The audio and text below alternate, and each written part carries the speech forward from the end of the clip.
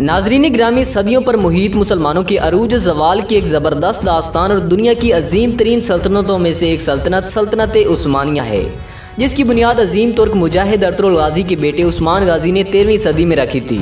दोस्तों, ये वो ज़माना था जब रोम के मशरक़ी हिस्से में मौजूद बाज़ंतीनी सल्तनत अपनी आखिरी सांसें ले रही थी और मगरबी एशिया में मौजूद अनातोलिया का खित्ता मुतअद्दिद छोटी छोटी रियासतों में बटा हुआ था, जबकि उस्मान गाज़ी इन्हीं में से एक छोटी सी रियासत सगोद के एक तुर्क सरदार थे जो 13 फरवरी सन 1258 को पैदा हुए और अरतुगरुल के सबसे छोटे बेटे थे। इनकी विलादत सगोद शहर में हुई और कम उम्री में ही जहां घुड़सवारी, तीरंदाजी और कमान के जरिए शिकार में महारत हासिल की, वहीं उस्मान गाज़ी दीन इस्लाम की बुनियादी बातों को सीखने का भी शौक़ रखते थे, जिसकी वजह से वो जल्द ही मुशाइख सूफिया के करीब होकर उनसे काफ़ी हद तक इस्तिफ़ादा हासिल करने लगे, जिनमें सर फ़हरिस्त उनके उस्ताद शेख अताबाली थे। दोस्तों, शेख अताबाली जिनसे उस्मान गाज़ी गहरे मुतासिर थे, उनकी ज़िंदगी के मामलात पर गहरा असर था जो उनसे अहम रिश्तेदारी जोड़ने का सबब बना। नाज़रीन गिरामी, तारीख में उस्मान गाज़ी की 2 बीवियों का जिक्र किया गया है। उस्मान गाज़ी ने पहली शादी शेख अताबाली की बेटी राबिया बाला खतून से की, जिससे उनका एक बेटा हुआ जिसका नाम अलाउद्दीन पाशा था, जबकि उस्मान गाज़ी ने दूसरी शादी उमर अब्दुल अजीज़ की बेटी माल खतून से की। उनसे इनके 5 बेटे और एक बेटी थी। इनके बेटों में उरहान गाज़ी, पजारली बे, हमीद बे, मालिक बे और कोबन बे थे और इनकी बेटी का नाम फातिमा था। दोस्तों, उस्मान गाज़ी ने 1281 तक अपने वालिद अरतुगरुल गाज़ी के ज़ेर साया रहकर काफ़ी जंगों में शिरकत की। फिर अपने वालिद अरतुगरुल गाज़ी की वफ़ात के बाद अपने बाप के जानशीन बने और अपने बाप के कबीले, जिसे काई का नाम दिया गया था, उस कबीले के मामलात संभालने का फ़ैसला किया। उस वक़्त उस्मान गाज़ी 24 साल के लगभग थे।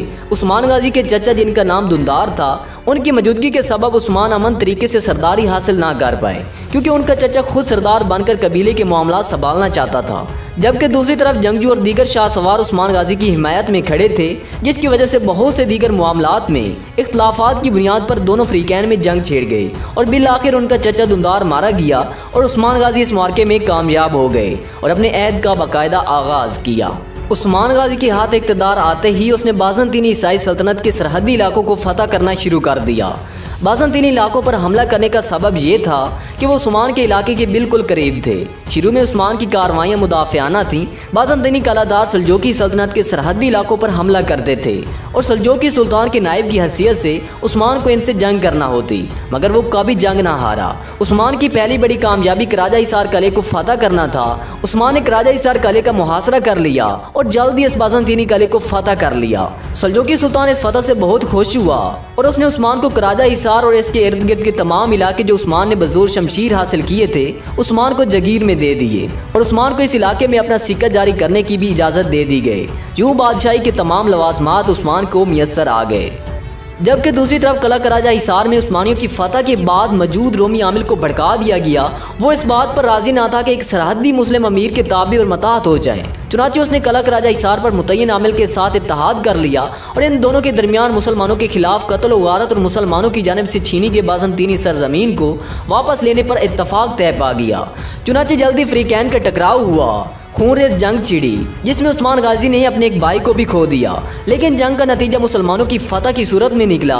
दोस्तों, इस फतह के बारे में बताया जाता है कि उस्मानियों ने पहली बार इस शहर में मौजूद कनीसा को मस्जिद में तब्दील किया, जहां पहला खुतबा पढ़ा गया और पहला काजी मुतय्यन किया गया।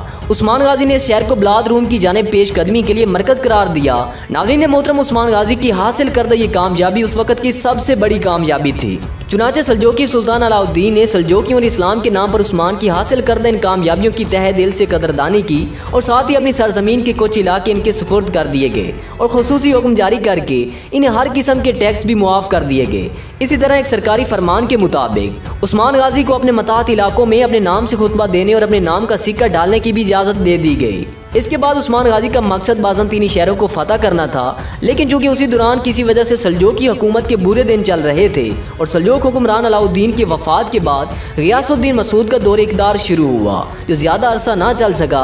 लिहाजा उसकी वफ़ात के साथ ही सलाजका सल्तनत का इख्तिताम हो गया, जिसकी वजह से उस्मान गाज़ी के लिए ज़ेर तसल्लुत इलाकों में खुद मुख्तारी के दरवाजे खुल गए। ये भी कहा जाता है कि सुल्तान अलाउद्दीन सल्जूकी की कोनिया में वफ़ात के बाद चूँकि उसकी औलाद ना थी, तमाम वज़रा और मुअज़्ज़िज़ीन इकट्ठे हुए और उन्होंने ये फैसला किया कि अब ये सल्तनत संभालने की सलाहियत उस्मान गाज़ी के अलावा और किसी में नहीं। चुनांचे उन्होंने इसकी पेशकश की और उस्मान गाजी ने उनकी दरख्वास्त को कबूल किया और इस तरीके से वो सुल्तान बन गया। जबकि बाज़ रिवायात के मुताबिक सलाजका रोम के दारुल हुकूमत कोनिया पर मंगोलों के कब्जे और सल्जूकी सल्तनत के खात्मे के बाद उस्मान गाजी की जगीर खुद मुख्तार हो गई, जो कि बाद में सल्तनत उस्मानिया कहलाई। उस्मान गाजी कई शहरों के इंतजामी मामलात में मसरूफ़ रहे, हुकूमत के मुख्तलिफ शोबे कायम किए, अवाम की फलाह व बहबूद के लिए बहुत काम किया। कुछ तुर्क सरदार जो उस्मान गाजी की बढ़ती हुई ताकत से खाइफ थे, उन्होंने उस्मान के मफतूआ इलाकों पर हमला करना शुरू कर दिए और इसके बाद उस्मान गाजी ने तमाम सरदारों की गलत फहमियाँ दूर कर दी, सबको शिकस्त देकर दिखा दिया।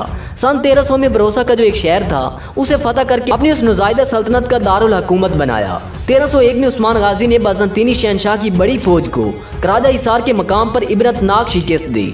6 साल के अंदर अंदर उस्मान बाज़ंतीनी कला को फतह करता हुआ बहर अस्वद तक पहुंच गया। जब बरोसा, नाइसी और नाइको मीडिया के इर्द गिर्द के तमाम इलाके फतह हो गए तो उन तमाम इलाकों को बाद में उस्मान गाजी के बेटे सुल्तान उरहान ने उन इलाकों को फतह किया। उन हालात को देखते हुए बाज़ंतीनी शहनशाह ने ततारियों को उकसाया कि वो उस्मान पर हमला करें। ततारियों ने उस्मान के मफतूआ इलाकों पर हमला किया। इस बार उस्मान ने अपने बेटे उरहान को ततारियों का मुकाबला करने भेजा। उरहान ने ततारियों को सख्त शिकस्त दी।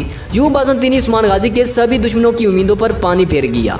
उस्मान गाजी ने फतह किए हुए इलाकों को अपने अकारिब और लश्कर की क़यादत पर तकसीम किया ताकि नए इलाकों पर इस्लामी तसल्लुत मजबूत हो और रोमियों को वहां घुसने से रोका जा सके। इसके बाद उस्मान गाजी ने बड़े अलग थलग शहरों पर तवज्जो मरकूज की कि इब्तदा बोसे शहर से की जानी चाहिए। चुनांचे उस्मान गाजी ने बरोसा के इर्द गिर्द बुलंद किला तमीर किए, जिन्होंने इसका मुहासरा कर लिया और बरोसा का मुहासरा 10 से 11 साल तक जारी रहा। इस लंबे मुहासरे की वजह से उस वक्त तक उस्मानियों के पास किला शिकन साजो सामान की अदम मौजूदगी थी। इसके साथ साथ ये शहर इंतहाई मजबूत और किला बंद था। मुहासरे के दौरान उस्मान गाजी और इसके सलारों ने अमारत के बाकी हमसाया किलों को भी फतह करना शुरू कर दिया।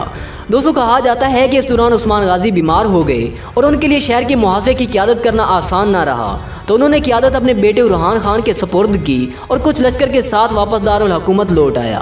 दोस्तों, मुअर्रिखीन के मुताबिक उस्मान गाजी का ये आखिरी मुआरका था जो बाद में कामयाबी से हमकनार हुआ और बरोसा नामी कुफार के मजबूत किलों को फतह करने के बाद सन 1326 को उस्मान गाजी का इंतकाल हो गया।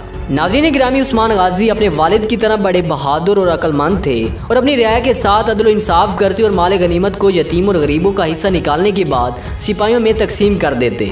वो इंतहाई रहमदिल और मेहमान नवाज थे।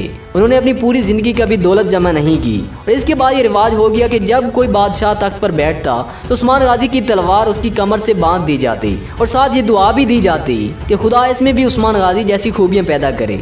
दोस्तों, आज की वीडियो बस यहीं तक थी। उम्मीद है कि आपको आज की हमारी ये वीडियो पसंद आई होगी। वीडियो को एक छोटा सा लाइक कर दें और साथ ही अगर आपने अभी तक हमारे YouTube चैनल पुरइसरार रिसर्च को सब्सक्राइब नहीं किया तो सब्सक्राइब करते हुए साथ मौजूदा बेल आइकन को भी दबा दें। Thanks for watching. अल्लाह हाफिज़।